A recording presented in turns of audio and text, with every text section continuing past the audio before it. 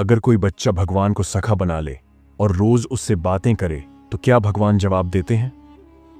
एक निर्धन बालक, ना धन ना साधन, सिर्फ श्रद्धा थी और 3 सवाल, और फिर हुआ ऐसा चमत्कार कि पूरी दुनिया दंग रह गई। ये कथा है शिवदत्त की, जिसने भगवान जगन्नाथ को अपने बचपन का साथी बना लिया और सच्चे प्रेम ने ईश्वर को बोलने पर मजबूर कर दिया। इस कथा को जानने के लिए वीडियो के अंत तक बने रहे। उड़ीसा के एक छोटे से गांव में, जहां न बिजली थी न पक्की सड़कें, वहां एक कच्चे घर में जन्मा था शिवदत्त, एक निर्धन ब्राह्मण का बेटा। उसकी आंखों में बचपन की चमक तो थी, मगर जीवन में खिलौनों की जगह था संघर्ष। जब वो सिर्फ 7 साल का था, तभी उसके सिर से पिता का साया उठ गया। मां ने अपने आंचल को मजबूती से बांधा और हर दिन गांव में बुनाई सिलाई कर शिवदत्त का पालन पोषण करती। पर इस बालक का मन न खेलों में लगता था, न गुड्डे गुड़ियों में, न उसे मेले अच्छे लगते, न रंग बिरंगे कपड़े। उसका मन बस एक जगह लगता था, प्रभु जगन्नाथ में। उसके आंगन के एक कोने में था मिट्टी से बना छोटा सा मंदिर। वहीं हर सुबह वो स्नान करके बैठ जाता, दिया जलाता, फूल रखता और फिर घंटों भगवान से बातें करता, जैसे कोई अपने मित्र से करता है। प्रभु, मेरी मां कल बहुत थक गई थी, आप उन्हें सपने में मिलकर मुस्कुरा देना, उनका मन हल्का हो जाएगा।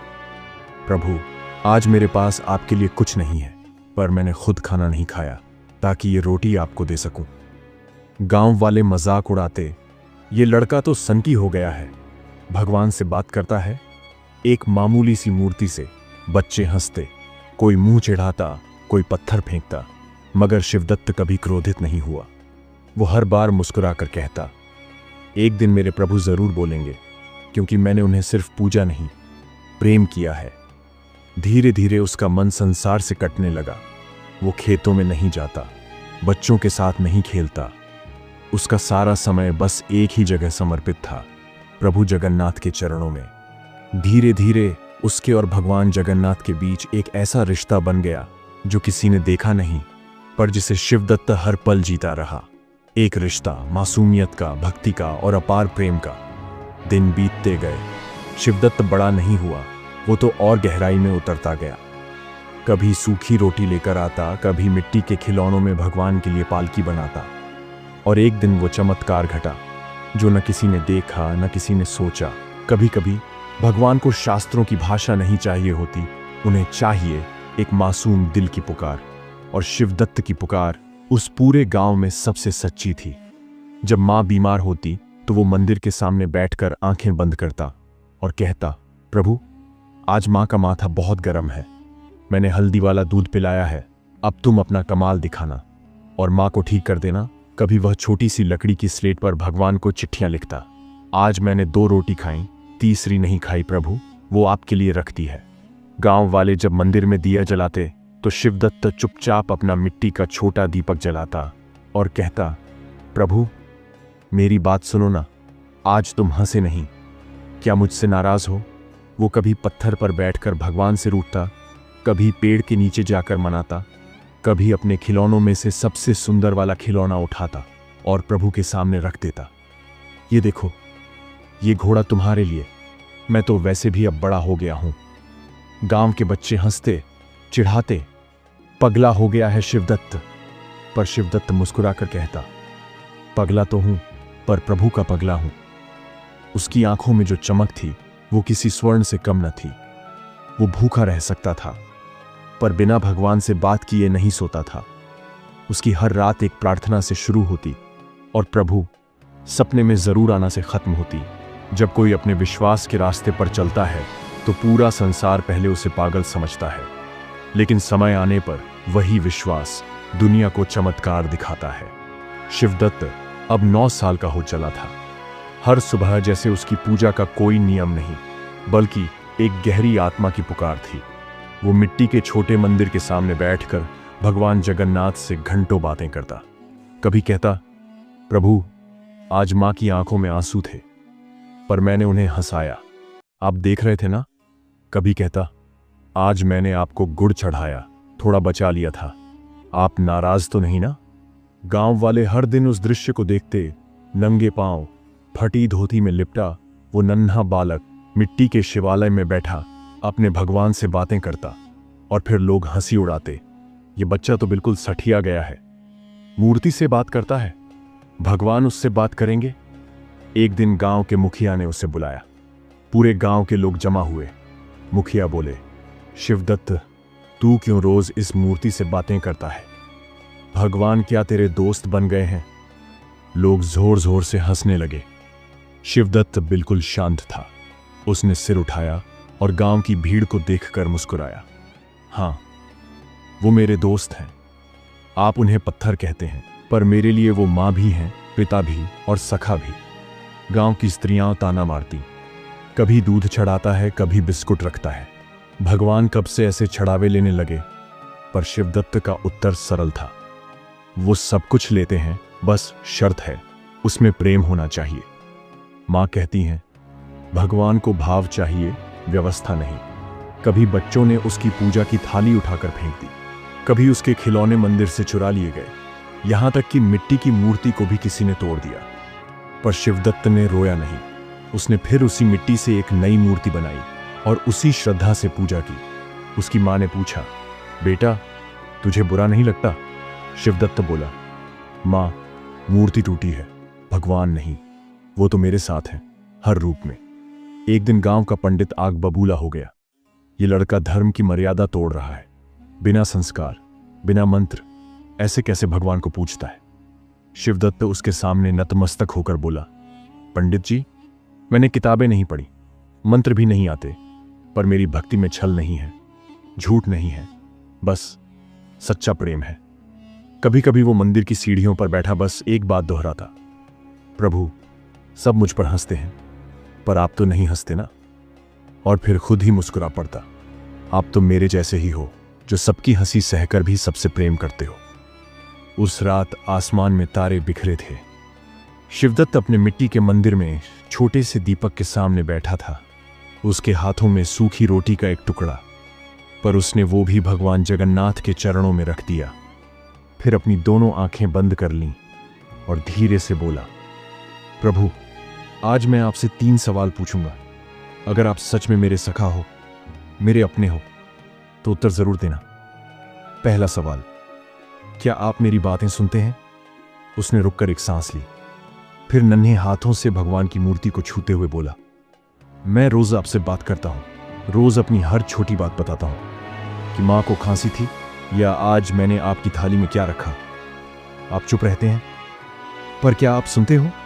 दूसरा सवाल, क्या आप मेरे साथ चल सकते हो? शिवदत्त की आंखों में चमक थी, जैसे उम्मीद की लौ जल रही हो।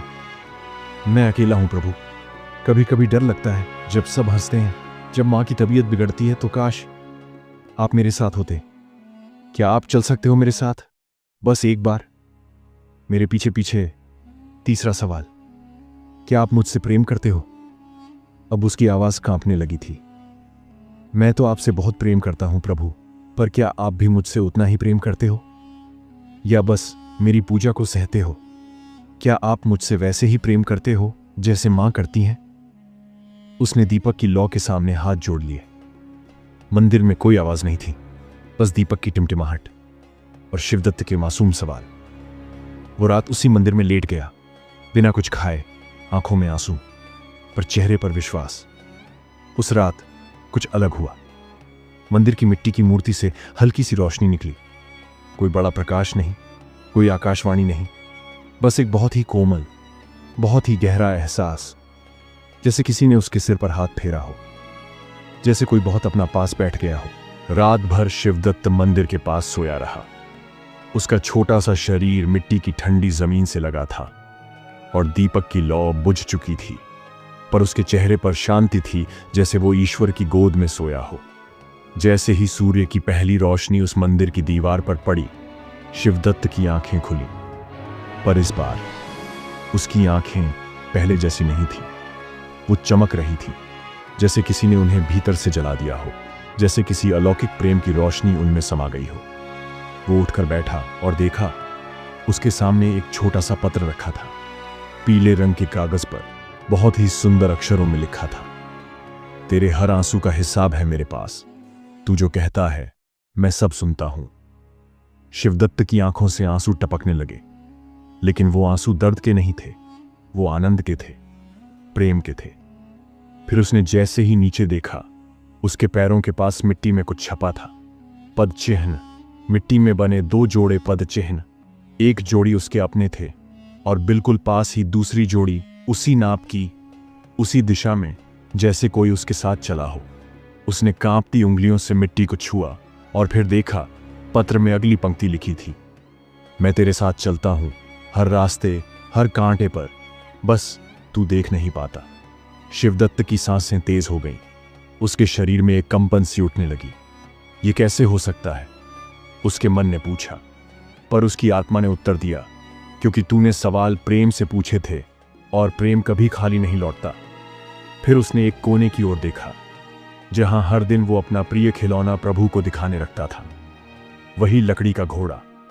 पर आज वो घोड़ा भगवान जगन्नाथ की मूर्ति के श्रीमुख के पास रखा था, ऐसे जैसे किसी ने प्रेम से उसे वहां चढ़ाया हो। और लिखा था, मैं तुझसे प्रेम करता हूं क्योंकि तू मुझसे निस्वार्थ प्रेम करता है। उस घड़ी में शिवदत्त की उम्र केवल 10 वर्ष थी, पर उसका हृदय एक संत, एक आशी, एक भक्त का बन चुका था। उसने कुछ नहीं कहा, ना चिल्लाया, ना दौड़ा, बस सिर झुकाया और हाथ जोड़ दी। प्रभु, आप थे, आप हो और आप हमेशा रहोगे। जब ना बिजली गिरी थी, ना मूर्ति बोली थी, ना कोई अलौकिक प्रकाश था, पर वहां एक चीज थी, प्रेम की उपस्थिति। भगवान के उत्तर किसी आकाशवाणी की तरह नहीं आते, वो आते हैं मौन में, उस प्रेम में जो बिना शर्त होता है, जो सब कुछ हार कर भी उम्मीद नहीं छोड़ता। शिवदत्त के जीवन की ये भोर अब उसकी आत्मा की रोशनी बन चुकी थी। वो जान चुका था कि भगवान जवाब देते हैं, पर वो जवाब शब्दों में नहीं होते, बल्कि अनुभव में उतरते हैं। शिवदत्त अपनी मां के पास दौड़ते हुए गया। मां, भगवान ने मुझे सब कुछ दिया जो मैंने कभी नहीं सोचा था। आज मैं जानता हूं कि भगवान मेरे सखा हैं, वे हर वक्त मेरे साथ हैं। मां चुपचाप उसे देख रही थी, आंखों में आंसू थे, लेकिन एक अजीब सा संतोष भी था। वह जानती थी कि उसका बेटा अब किसी और से नहीं, बल्कि अपने विश्वास और भगवान से जुड़ा हुआ था। उसकी आंखों में एक गहरी आस्था और विश्वास था, जो आज तक किसी भी हालत में टलने वाला नहीं था। शिवदत्त ने फिर अपनी मां को कहा, मां, भगवान ने मुझे यह सिखाया है कि जीवन में सबसे जरूरी बात है विश्वास और सच्ची भक्ति। अब मैं जानता हूं कि मेरे हर सवाल का उत्तर मुझे भगवान से मिलेगा, अगर मैं पूरी निष्ठा से उस पर विश्वास करूं। उस दिन के बाद से शिवदत्त की मां की हालत में सुधार होने लगा। उसका शरीर धीरे धीरे ठीक हो रहा था और शिवदत्त के दिल में एक नई उम्मीद और शक्ति जागी थी। वह अब न केवल अपनी मां के लिए, बल्कि गांव के लिए भी एक उदाहरण बन गया था। गांव वाले उसकी आस्था को देख रहे थे और समझ रहे थे कि शिवदत्त कोई साधारण बच्चा नहीं है। वह भगवान से वास्तविक प्रेम करता था और भगवान ने उसे अपने सखा के रूप में स्वीकार किया है। गांव वालों ने अब उसे पागल नहीं कहा, वे उसकी भक्ति और विश्वास को सच्चाई के रूप में देख रहे थे। शिवदत्त ने एक बार फिर भगवान से कहा, प्रभु, आप मेरे लिए केवल एक देवता नहीं, बल्कि मेरे सबसे अच्छे मित्र, मेरे भाई हो। भगवान की कृपा से शिवदत्त का जीवन बदल गया। उसकी मां की तबीयत और भी बेहतर हुई और उसने गांव के लोगों को यह सिखाया कि सही रास्ता केवल विश्वास और भक्ति का है। शिवदत्त ने अब भगवान को हर काम में साथ पाया और जीवन में आगे बढ़ने की प्रेरणा पाई। आखिरकार एक दिन शिवदत्त ने भगवान से यह कहा, प्रभु, अब मैं आपकी सेवा में पूरी तरह समर्पित हूं। आपके बिना मेरे जीवन का कोई मतलब नहीं है।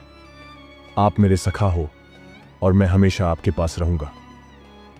भगवान ने उसकी आस्था को देखा और उसे आशीर्वाद दिया। शिवदत्त, तेरा विश्वास ही तेरा सबसे बड़ा बल है। तू हमेशा सही रास्ते पर चलेगा और मैं तुझसे हमेशा मार्गदर्शन करूंगा। इस तरह शिवदत्त की जीवन यात्रा पूरी हुई, जहां उसने भगवान के साथ अपना अनमोल संबंध पाया और उसकी भक्ति और विश्वास ने उसे जीवन के सबसे बड़े संघर्षों से बाहर निकाला। गांव वाले उसे अब सम्मान और श्रद्धा से देखते थे और उसकी कहानी सबके लिए एक प्रेरणा बन गई थी। शिवदत्त की कहानी हमें एक गहरी शिक्षा देती है, विश्वास और भक्ति का कोई विकल्प नहीं होता। जीवन में चाहे कितनी भी परेशानियां आ जाएं, जब तक हमारा विश्वास मजबूत होता है, भगवान हमेशा हमारे साथ होते हैं। जैसे शिवदत्त ने दिखाया, भक्ति में न तो कोई बड़ों का डर होता है, न ही दुनिया की परवाह। केवल एक सच्चा प्रेम और आस्था होती है जो हमें हर मुश्किल से पार लगाती है। सीख यह है कि जीवन में संकट और संघर्ष तो आएंगे ही, लेकिन जब हमें यकीन हो कि भगवान हमारे साथ हैं, तो कोई भी समस्या हमें हरा नहीं सकती। और एक सच्चा भक्त कभी हारता नहीं, क्योंकि उसकी आस्था उसकी सबसे बड़ी ताकत बन जाती है। जिंदगी की राहों में जब भी लगे कि तुम अकेले हो, तो जानो तुम्हारा सखा हमेशा तुम्हारे साथ है। भगवान में आस्था और अपने कर्मों में विश्वास, यही है जीवन का सच्चा मार्ग। जय जगन्नाथ।